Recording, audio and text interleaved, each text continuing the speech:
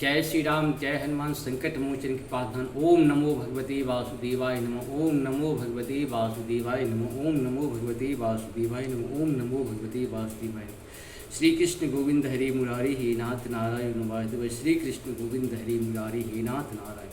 श्रीमद् भागवत महापुराण के प्रथम स्कंद के हम लोग जो हैं सो 26वां भाग अपने हिसाब से बनाए हुए हैं। आप लोग इसका लाभ उठाएं। सत्य सनातन की जय हो, सत्य सनातन की जय हो, सत्य सनातन की जय हो। जहाँ सत्य है वही सनातन है। आप सबों से निवेदन है कि चैनल को सब्सक्राइब करें, लाइक करें और जय हिंद, जय भारत। वसुर पर स्वागत है।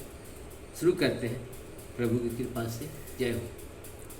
शौनक जी जिस समय भगवान राजमार्ग में जा रहे थे उस समय द्वारिका कुली कामनियाँ भगवान के दर्शनों की ही परमानंद मानकर अपनी अटारियों पर चढ़ गई। भगवान का वक्षस्थल मूर्तिवान सौंदर्य लक्ष्मी का निवास स्थान है। उनका मुखारबिंद नेत्रों के द्वारा पान करने के लिए सौंदर्य सुधा से भरा हुआ पात्र है। उनकी भुजाएं लोकपालों को ही शक्ति देने वाले है। उनके चरण कमल भक्त परमहंसों की आश्रय हैं। उनके अंग अंग शोभा की धाम है। भगवान की इस छवि को द्वारिकावासी नित्य निरंतर निहारते रहते हैं। फिर भी उनकी आँखें एवं क्षण के लिए भी तृप्त नहीं होती। द्वारिका की राजपथ पर भगवान श्री कृष्ण के ऊपर श्वेत वर्ण का छत्र तना हुआ था। श्वेत चबर डुलाए जा रहे थे। चारों ओर से पुष्पों की वर्षा हो रही थी। वे पीताम्बर और वनमाला धारण किए हुए थे।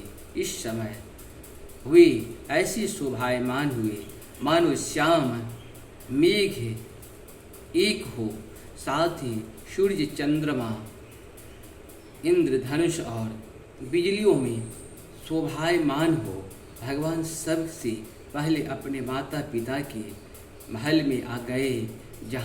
वहाँ उन्होंने बड़े आनंद से देवकी आदि सातों माताओं को चरणों पर सिर रखकर प्रणाम किया और माताओं ने उन्हें अपने हृदय से लगाकर गोद में बिठा लिया। स्नेह के कारण उनके स्तनों से दूध की धारा बहने लगी। उनकी हृदय हर्ष से विहल हो गया और वे आनंद से आंसुओं से उनका अभिषेक करने लगी।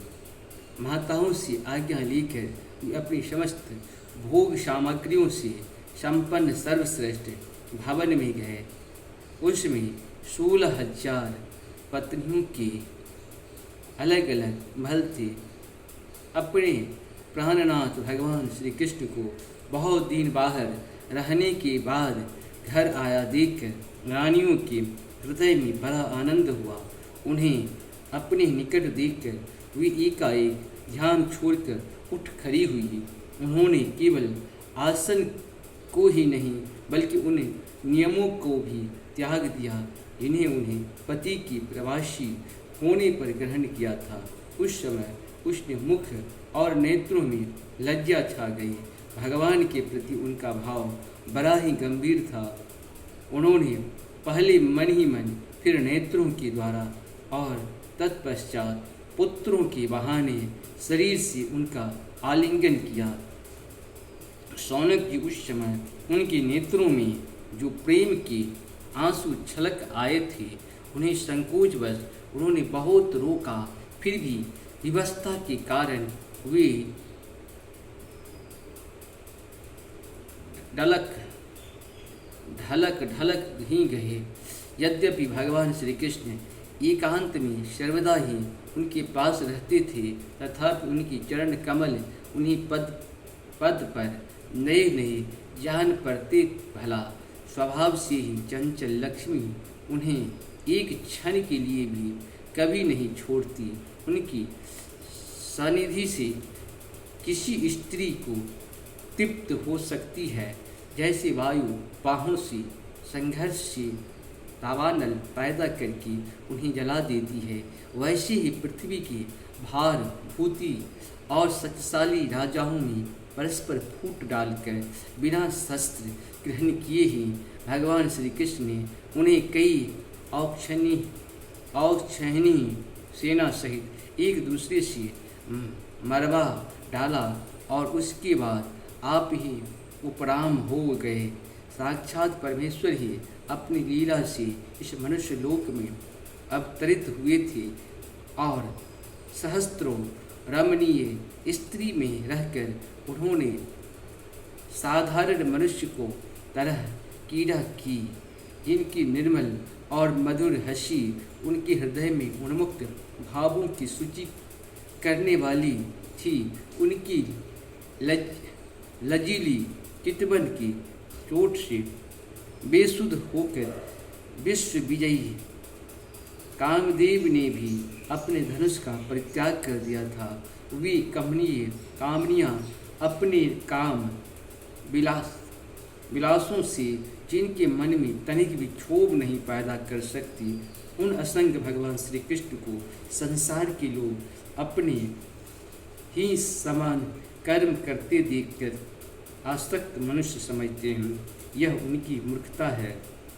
यही तो भगवान की भागवता है कि वे प्रकृति में स्थित होकर भी उसके गुणों से कभी लिप्त नहीं होती। जैसे भगवान की शरणागत बुद्धि अपने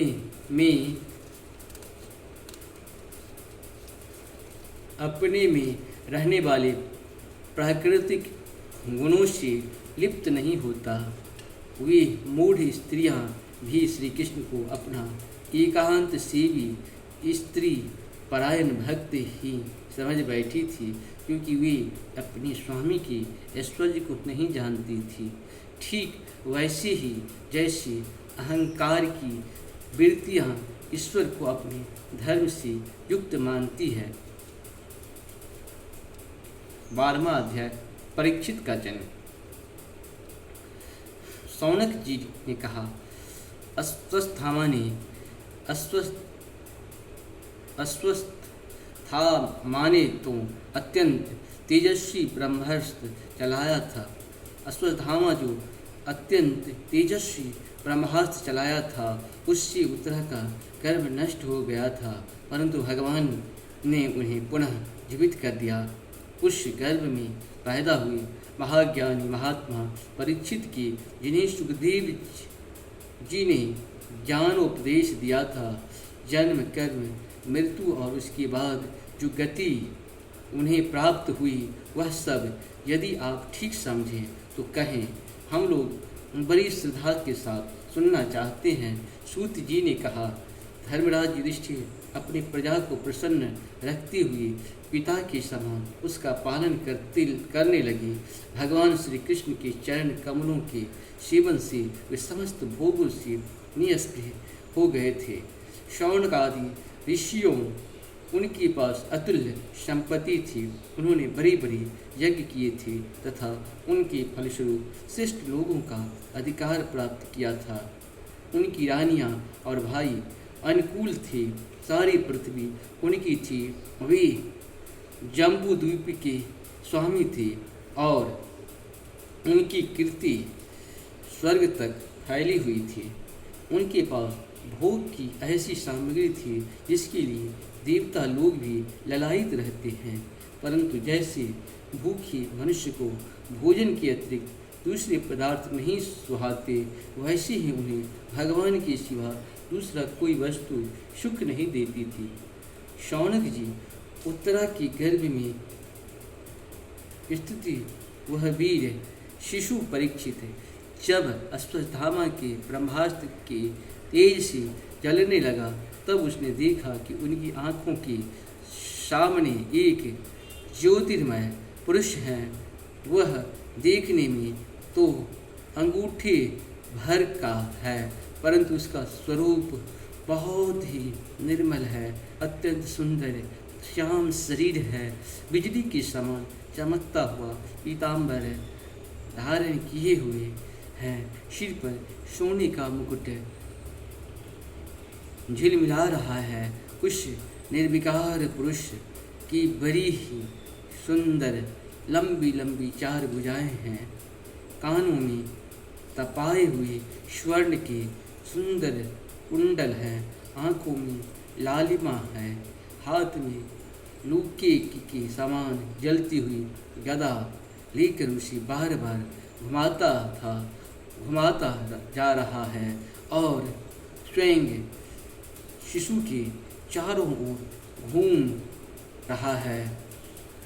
जैसे सूर्य अपने किरणों से कोहरे को भगा देता है, वैसा ही वह उस गदा के द्वारा ब्रह्मास्त्र के तेज को शांत करता जा रहा था।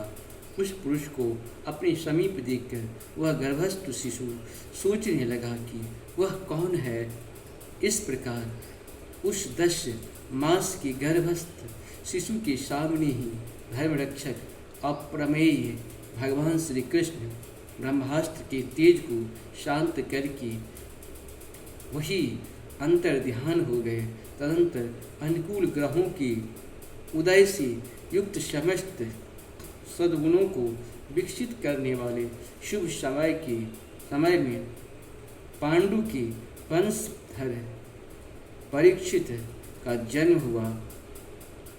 जन्म के समय ही वह बालक इतनी तेजस्वी दिख पड़ता था मानो स्वयं पांडु ने ही फिर से जन्म लिया हो। पौत्र के जन्म की बात सुनकर राजा युधिष्ठिर मन में बहुत प्रसन्न हुए। उन्होंने धाम में कृपाचार्य आदि ब्राह्मणों से मंगल वाचन और जात कर्म संस्कार करवाए। महाराज युधिष्ठिर दान के योग्य समय को जानते थे। उन्होंने प्रजातीर्थ नामक काल में अर्थात नाल काटने के लिए पहले ही ब्राह्मणों को स्वर्ण गांवें पृथ्वी गांव उत्तम जाति के हाथी घोड़े और उत्तम अन्न का दान दिया। ब्राह्मणों ने संतुष्ट होकर अत्यंत विनयी युधिष्ठिर से कहा, पुरुष वंश शिरोमणि काल की दुर्निर्वार गति से यह पवित्र पुरुष वंश मिटना ही चाहता था, परंतु तुम लोगों पर कृपा करने के लिए भगवान विष्णु ने यह बालक देखकर इसकी रक्षा कर दी। इसीलिए इसका नाम विष्णुरात होगा। निसंदेह यह बालक संसार में बड़ा यशस्वी भगवान का परम भक्त और महापुरुष होगा। युधिष्ठिर ने कहा, महात्माओं, यह बालक क्या अपने उज्ज्वल यश से तुम्हारे वंश की पवित्र कीर्ति महात्मा राजर्षियों का अनुसरण करेगा। ब्राह्मणों ने कहा, धर्मराज, यह मनु पुत्र इक्ष्वाकु के समान अपने प्रजा का पालन करेगा तथा दशरथ नंदन भगवान श्री राम की समान ब्राह्मण भक्त और सत्य प्रतिज्ञ होगा। यह उसी नर नरेश शिवी के समान दाता और शरणागत वत्सल होगा तथा याज्ञिकों में दुष्यंत के पुत्र भरत के समान अपने वंश का यश फैलाएगा। धनुर्धरों में यह सहस्त्रबाहु अर्जुन और अपने दादा पार्थ के समान अग्रण्य होगा। यह अग्नि के समान दूरधर्ष और समुद्र के समान दुस्तर होगा। यह सिंह के समान पराक्रमी हिमाचल की तरह आश्रय लेने योग्य पृथ्वी के सदृश तितुच्छु और माता पिता के समान सहनशील होगा। इसमें पितामह ब्रह्मा के समान क्षमता रहेगी। भगवान शंकर की तरह यह कृपालु होगा और संपूर्ण प्राणियों को आश्रय देने में यह लक्ष्मीपति भगवान विष्णु के समान होगा। यह समस्त सद्गुणों की महिमा धारण करने में श्री कृष्ण का अनुयायी होगा, रंती देव के समान उदार होगा और यायातिक के समान धार्मिक होगा, धैर्य में बलि के समान और भगवान कृष्ण के प्रति दृढ़ निष्ठा में यह प्रहलाद के समान होगा। यह बहुत सी अश्वमेघ यज्ञों का करने वाला और वृद्धों का सेवक होगा। इसके पुत्र राजर्षि होंगे। मर्यादा का उल्लंघन करने वालों को यह दंड देगा। यह पृथ्वी माता और धर्म की रक्षा के लिए कलयुग का भी दमन करेगा। ब्राह्मण कुमार की शाप से तक्षक के द्वारा अपनी मृत्यु सुनकर यह सबकी आसक्ति छोड़ देगा और भगवान के चरणों की शरण लेगा। राजन व्यासनंदन सुखदेव जी से यह आत्मा की यथार्थ स्वरूप का ज्ञान प्राप्त करेगा और अंत में गंगा तट पर अपनी शरीर को त्याग कर निश्चय ही अभय पद प्राप्त करेगा। इस प्रकार से हम लोग का यहाँ पर पूर्ण हुआ। आप सबों को बहुत बहुत धन्यवाद। नमस्कार। जय हिंद, जय भारत, जय हो, जय हो, जय हो।